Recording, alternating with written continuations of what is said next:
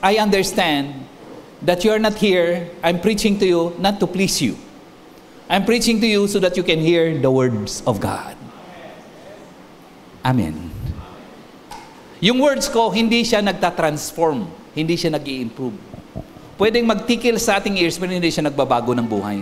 Pero ang words ni God, magbabago ng buhay. Amen po, mga kapatid? Amen? Gaganda ang buhay mo sa salita ng Diyos. Alam ninyo, kasi ako po, mahilig po ako na yung ginagawa natin, sinasabi ko yung principle. Kaya alam po ninyo. Are you with me? So kung paminsan-minsan, may pitik ba? May tira? May rebuke in a way. Tama? Kung bakit merong ganong pitik, kasi kailangan nating lahat yan. Kasi ang growth natin, ang greatest growth natin, nangyayari when we are uncomfortable. Ibig sabihin, ang mentor na wise, hindi lang siya nag-i-encourage, hindi lang siya nag-a-affirm, hindi lang niya sinasama ng disciples. Paminsan-minsan, pag nakita niya ang mali, kino-correct niya rin ang mali. Kasi pag hindi ko correct yung mali, yun po ang hihila pababa ng kanyang disciple.